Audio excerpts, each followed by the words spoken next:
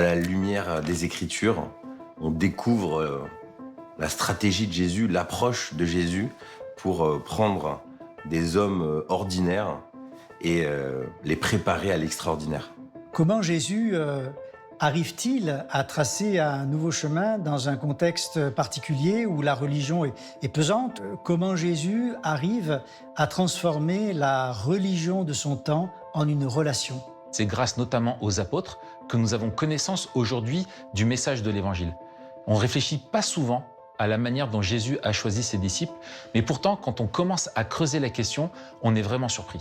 Alors, est-ce que Jésus a voulu chercher ses disciples un petit peu au petit bonheur la chance, comme ça se présentait, ou est-ce qu'il a vraiment formé une team, la team Jésus?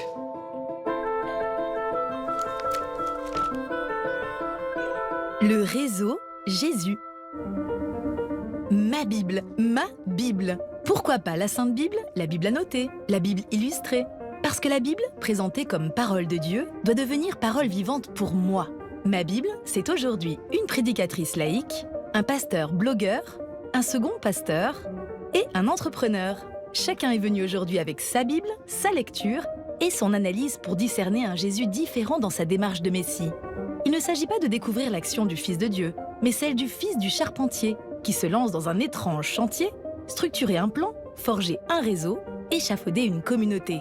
Si le plan de Dieu est écrit depuis longtemps, Jésus semble arriver au hasard d'une histoire compliquée qui ressemble parfois à de l'improvisation, mais avec un objectif précis, former ses messagers, les porte-paroles de sa parole. Jésus partit de là et retourna dans la ville dont il était originaire, accompagné de ses disciples. Le jour du sabbat, il se mit à enseigner dans la synagogue. Beaucoup de gens qui l'entendirent étaient étonnés et se disaient « D'où lui viennent ces choses ?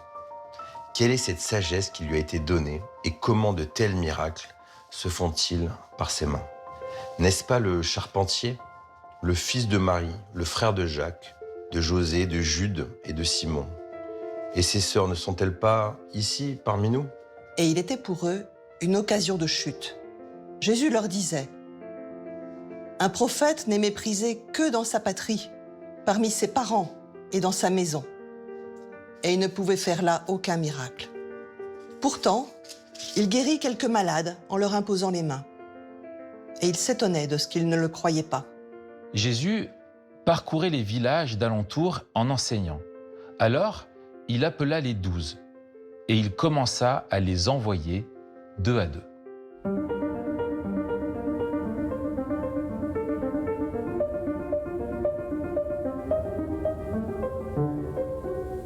La team Jésus. On a tendance à s'imaginer, quand on pense à la manière dont Jésus appelle ses disciples, qu'il va rencontrer des inconnus pour la première fois, leur dire simplement 2 mots, « suis-moi », et que ces personnes, comme hypnotisées, vont se lever et se mettre à le suivre comme si elles ne le connaissaient pas. Mais quand on regarde de près, on se rend compte que Jésus s'adresse à des gens qu'il avait très probablement croisés à plusieurs reprises, des gens qui se connaissaient entre eux et qui pouvaient ensemble se parler et apprendre à connaître qui était Jésus. En Galilée, Jésus va choisir ses premiers disciples. Et là aussi, c'est important de le noter parce que pour les Juifs, et en particulier les religieux du temps de Jésus, rien de bon ne vient de Galilée. C'est une région qui est traversée par différents courants et l'influence des païens y est assez forte. Jésus fait un mélange des genres. Il y a des gens de la famille, il y a des proches, ils sont pour la plupart de Galilée, mais il s'adresse à différents milieux sociaux, des pêcheurs de poissons, un collecteur d'impôts. Donc il y a un melting pot, il ne prend pas juste les gens d'une classe sociale, mais il prend aussi sa famille, sûrement des amis. Il y a notamment 2 fratries. La première, André et Pierre, et la seconde, c'est Jacques et Jean. Alors Jacques et Jean sont aussi des pêcheurs, tout comme André et Pierre. Et au moment où Jésus les appelle, Jacques et Jean sont sur la barque avec Zébédée. Alors on connaît le nom du père Zébédée, mais on ne connaît pas le nom de la mère. Et on peut s'interroger, qui est la mère de Jacques et de Jean ? Alors en creusant un peu le texte biblique, on s'aperçoit que une femme est nommée 3 fois au moment de la crucifixion sous des titres différents. Matthieu dira que la mère des fils de Zébédée est présente. Jean parlera de la sœur de Marie, la mère de Jésus. Et Marc va nommer Salomé. Et on peut déduire que ces 3 femmes n'en font qu'une. Et si c'est le cas, cela voudrait dire que Jacques et Jean seraient des cousins de Jésus. Et cela pourrait expliquer bien des choses. Dans les évangiles, on est frappé de voir la proximité de Jésus avec Jean.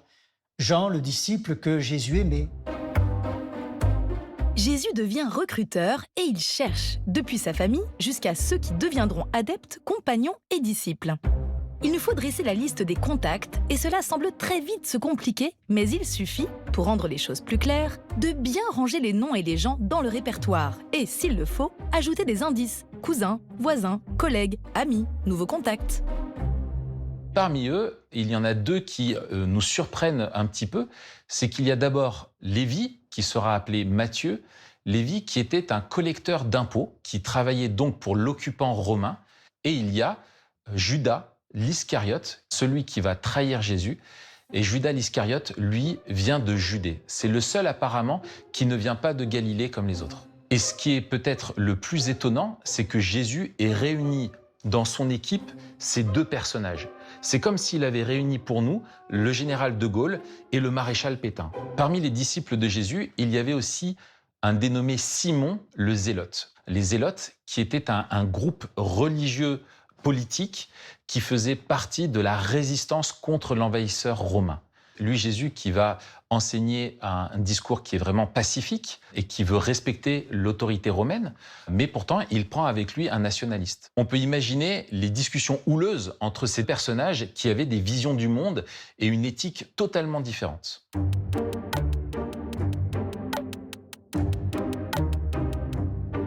Alors, on parle d'un groupe d'hommes, mais en fait, pas forcément qu'un groupe d'hommes, c'est un groupe mixte. C'est quand même pas classique non plus pour l'époque, c'est quelque chose de dérangeant souvent. On l'a par exemple dans Luc, au chapitre 8. Or, par la suite, Jésus faisait route à travers villes et villages. Les 12 étaient avec lui, mais aussi des femmes qui avaient été guéries d'esprits mauvais et de maladies. Marie, dite de Magdala, dont étaient sortis 7 démons. Jeanne, femme de Chouza, l'intendant d'Hérode. Suzanne, et beaucoup d'autres qui les aidaient de leurs biens. Alors j'aime beaucoup ce texte parce qu'on nous explique bien qu'il y a les 12 qui suivent Jésus, mais il y a surtout des femmes. Et ces femmes-là, et beaucoup d'autres, dont on n'a pas les noms, peut-être qu'elles ne suivent pas forcément sur les routes Jésus et les autres, mais elles assurent l'intendance. Et ça, c'est déjà énorme.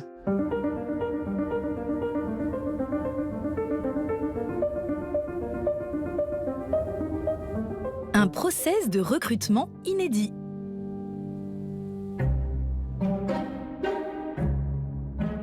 Jésus devient une espèce de chef d'équipe composé de personnes à la fois très différentes et finalement assez semblables.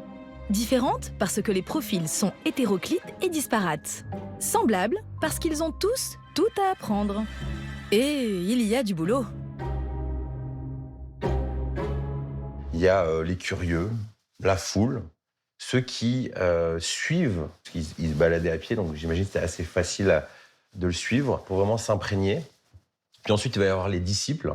Ces disciples, il va commencer à structurer les choses, il va observer, et puis il va aussi discerner. On dit qu'il a passé, je crois, une nuit dans la prière avant de choisir. Il va en choisir 12. Et puis ensuite, il va en envoyer 70. Puis à un autre moment, il va y avoir une forme d'épuration du cercle disciples, où il va commencer un peu à monter le ton en étant beaucoup plus exigeant, un peu cru, je peux dire comme ça, dans son enseignement. Il va dire que ceux qui le suivent vont devoir manger sa chair et boire son sang. C'est un peu mystérieux. Et un certain nombre vont dire là, tu vas trop loin. On peut pas suivre ton message. Je suis pas sûr qu'ils comprenaient vraiment tout, mais ils sentaient que là, ce que Jésus demandait, c'était trop. Et là, un grand nombre vont partir. Jésus, en fait, est rejeté parmi les gens qui étaient les plus religieux, parmi les gens de la Judée, parmi les pharisiens, qui étaient des personnes qui connaissaient très bien les commandements de Dieu, toute la loi de Moïse, etc. Et tous les gens qui seraient censés naturellement suivre Jésus, on a l'impression qu'ils le rejettent, alors que ceux qui ne sont pas censés le suivre, a priori, sont celles et ceux qui vont finalement le suivre. Alors ce premier réseau qui entoure Jésus est un réseau à la fois proche et assez distant. En réalité, les relations de Jésus avec ses frères durant son ministère n'ont pas été toujours très simples. Jésus aussi avait des sœurs, on ne sait pas combien, puisque les évangiles utilisent un pluriel, elles étaient au moins 2, ce qui fait qu'il y avait au moins une fratrie de 7 personnes. C'est l'évangéliste Jean qui nous dit que ses frères ne croyaient pas en lui. Non seulement ils ne croyaient pas en lui, mais ils avaient même tendance à lui mettre les bâtons dans les roues. Alors après, c'est comme dans toutes les familles. C'est pas parce qu'on se connaît bien qu'on s'apprécie, forcément. Si on lisait que l'évangile de Marc, on se dirait « Oh là là, quelle famille !» Visiblement, la famille est hostile, en ce sens qu'elle essaye de venir rechercher Jésus en disant « Mais il a perdu la tête, quoi, ça va pas. » Et là, Jésus répond en disant « Non, qui sont mes frères, qui est ma mère ? Ce sont tous ceux qui écoutent ma parole. »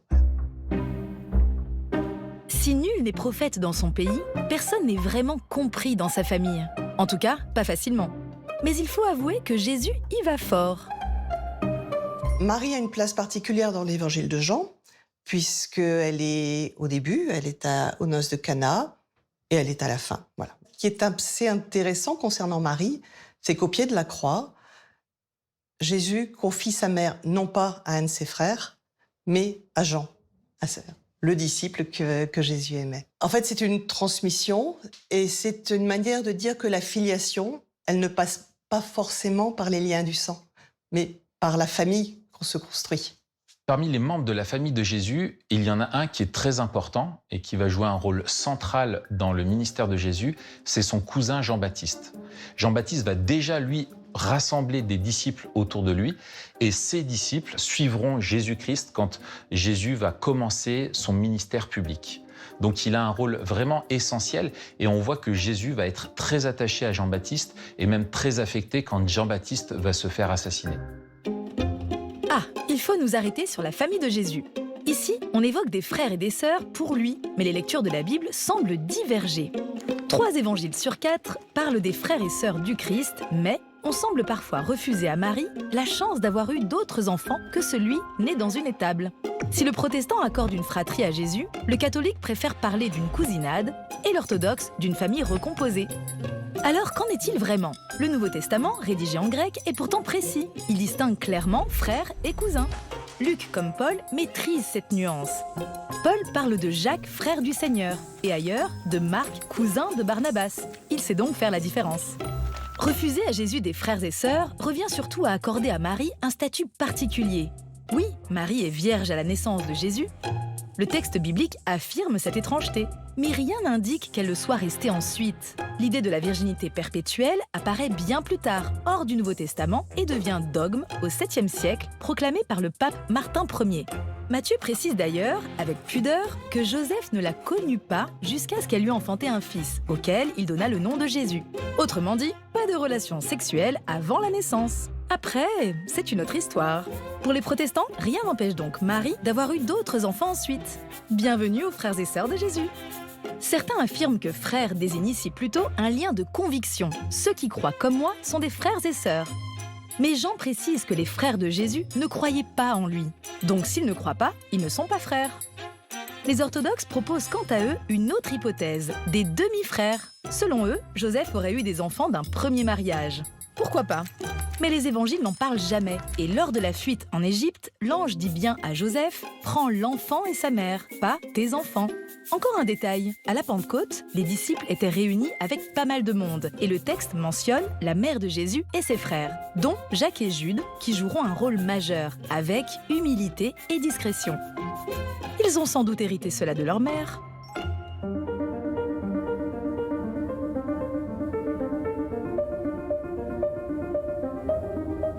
Construction, déconstruction. Dans les écoles rabbiniques de l'Antiquité, l'élève choisissait son maître. Là, c'est Jésus qui choisit ses disciples. Dans ces écoles de l'Antiquité, c'était le disciple qui choisissait de suivre l'enseignement d'un maître. Là, dans la relation, c'est Jésus lui-même qui devient l'objet de son enseignement. Et il y a quelque chose de vraiment audacieux dans ce choix-là que fait Jésus. Mais ces personnes vont avoir une chose unique, c'est qu'ils vont passer 3 ans dans l'intimité de Jésus, à écouter ses enseignements et à apprendre à les mettre en pratique. Et c'est ça qui va tout changer pour eux. Alors finalement, quand on se retrouve avec toutes ces personnes-là, on se dit, mais pourquoi Jésus les a-t-il choisis? S'il voulait vraiment parler de manière religieuse, pourquoi il ne va pas s'adresser d'abord aux religieux, tout bêtement? Enfin voilà. Pourquoi il a besoin de ces personnes-là, qui a priori ne sont pas plus compétentes en matière religieuse que n'importe qui sont des gens de partout, de tout milieu social. Et pourquoi est-ce qu'il les enseigne comme ça et pourquoi il les choisit? Je pense que ça lui permet de savoir un petit peu ce qu'ils ont en eux, de savoir que certains sont peut-être un peu bruts de décoffrage. Ça, je pense à Pierre, là, en particulier, qui va sortir des énormités, mais avec la meilleure bonne volonté du monde. Alors, il y en a un qui est axé sur les finances, ça, on sait que c'est Judas. Certains vont être des collecteurs d'impôts et vont pouvoir, du coup, introduire Jésus dans un milieu impur, complètement impur. Enfin, les collecteurs d'impôts, c'est ce qu'il y avait de pire. Donc voilà, je pense qu'il arrive, en choisissant les personnes, à pouvoir cibler plusieurs milieux différents. Ce n'est donc pas seulement veiller à la diversité, ou vouloir bouleverser les méthodes habituelles de recrutement, ou simplement faire autrement que tout le monde. La singularité a bien un but.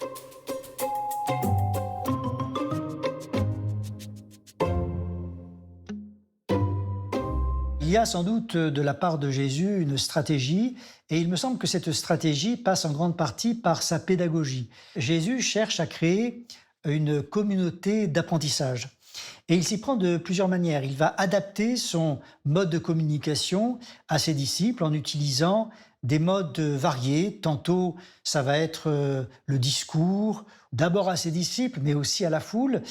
D'autres fois, il va utiliser les entretiens.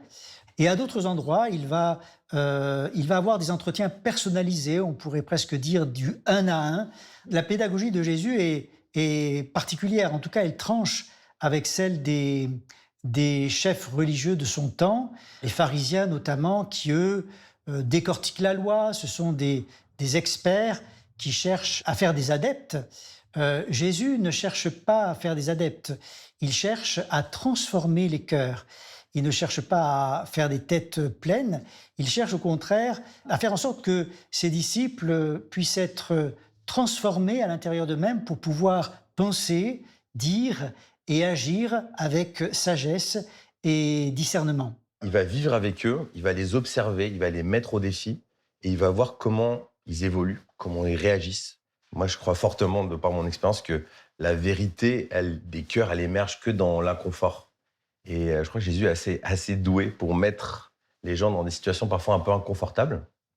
Et il va voir comment ils vont réagir. Et de là, il va voir sur qui il peut compter. Ce qui est intéressant avec Jésus, c'est qu'il va casser les codes. C'est pour ça que les gens sont fascinés et voient en Jésus une chance d'accéder à des secrets, à des mystères. D'ailleurs, quand il parle, les gens disent « mais il parle avec une autorité différente ». C'est pour ça qu'il embête aussi le système religieux de l'époque. Et je crois qu'en faisant ça, il attire aussi des profils qui ont eux-mêmes pas forcément les codes. Donc, ils vont interagir avec lui de manière étonnante. Et puis, il a comme une mathématique qui me dépasse. Moi, si j'avais envie de révolutionner le monde, la religion, j'essaierais d'avoir une foule, 5, 10 000, 20 000, 30 000, pour pouvoir avoir un poids et peser et influencer. Et lui, il va presque chercher 3-4 personnes. Même sur les 12, on n'entend pas beaucoup parler de certains. J'ai l'impression que Jésus, il va comme donner la chance à beaucoup. Les gens qui sont intéressés, qui sont curieux, ils sont les bienvenus.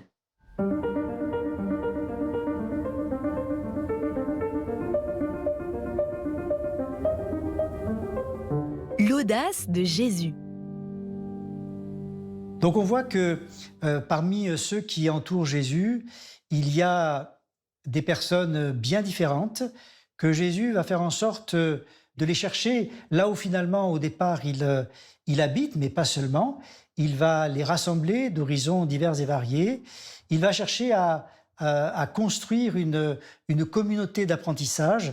Et je crois qu'il y a là chez Jésus une forme de stratégie pour qu'à leur tour, ils puissent transmettre ce message, non pas seulement, je dirais, oralement, mais surtout de manière vécue. Ils ont suivi le Maître, ils ont vécu avec le Maître, ils ont appris à agir et à faire à la suite du Maître, ils ont été envoyés par le Maître.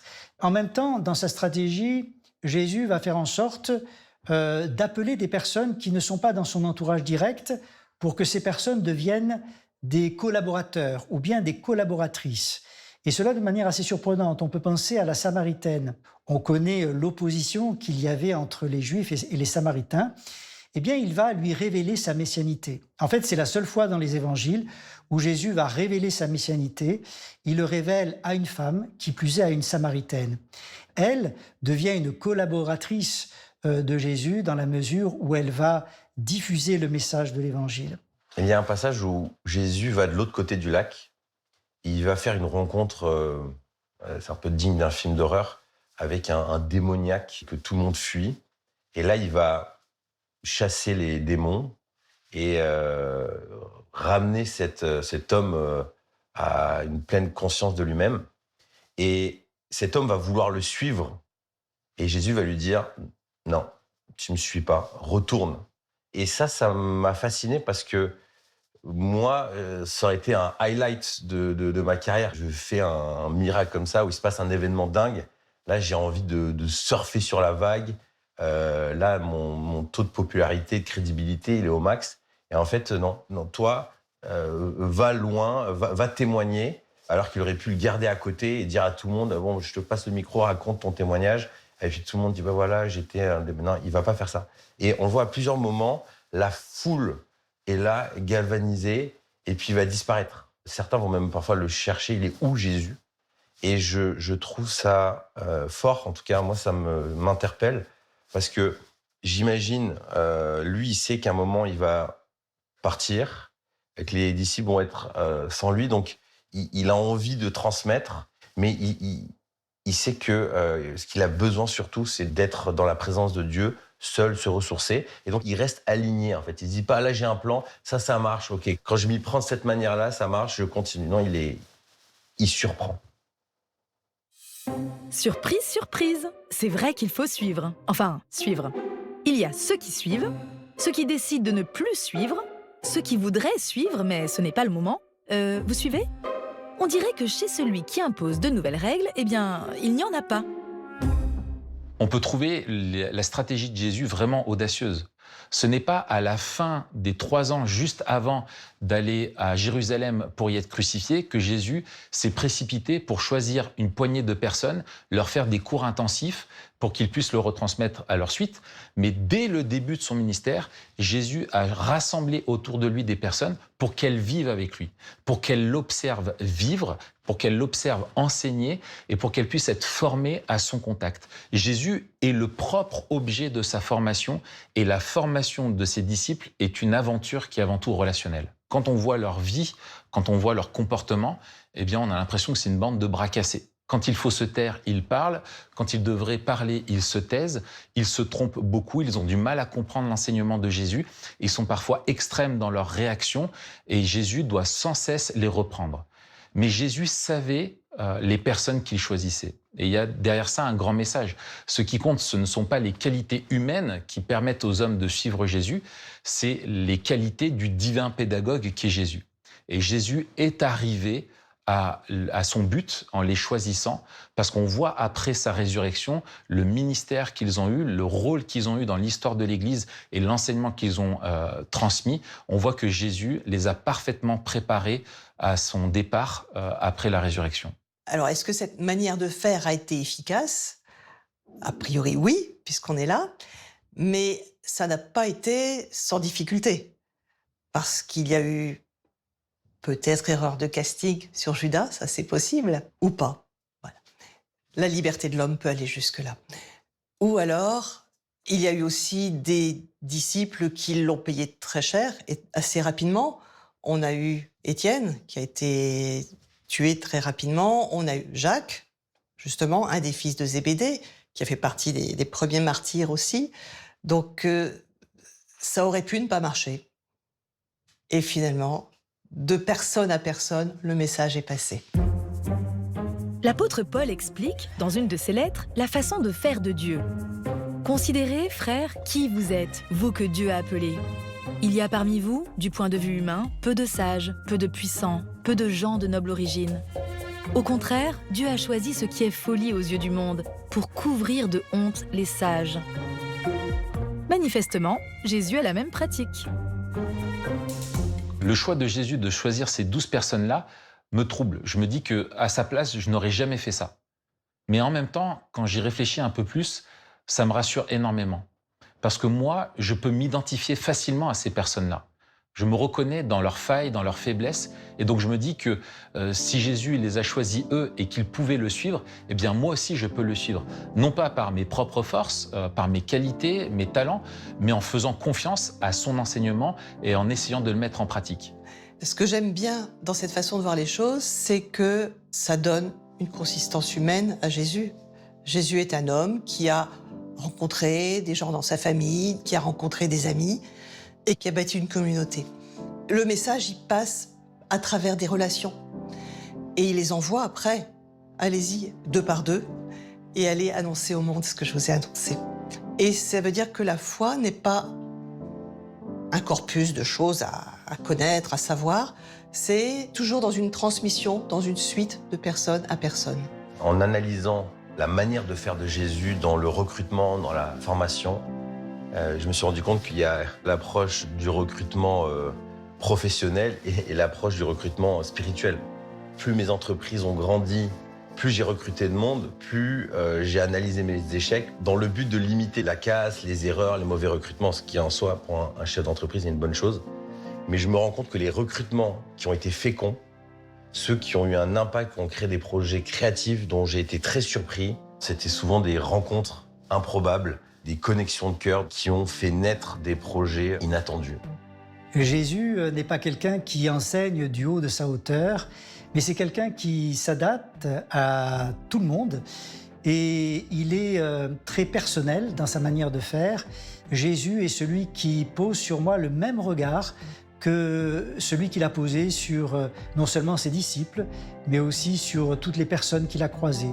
Et finalement, en lisant ces récits et en les étudiant à nouveau, je suis encore plus convaincu que je fais partie de celles et ceux qui continuent de suivre le Seigneur et je peux le faire avec le même enthousiasme, non pas parce que je suis meilleur, mais parce que Jésus est celui qui continue à poser ce même regard sur moi. À vue humaine, ce n'était pas gagné d'avance. Pourtant, le fils du charpentier est avant tout le fils de Dieu. Il a l'œil pour choisir celles et ceux qui, avec lui, bâtiront et bâtissent encore la communauté de croyants. Pierre, Jacques, Jean, Marc, Matthieu, Luc, Marthe, Marie, Jean-Baptiste, Paul, Louis, Arthur, Romane, Léon, Gabin, Constance, Nina. Tous témoins qui se passent le témoin. Tous suivent le Christ et poursuivent le chantier. Un chantier ouvert au public, à tout public.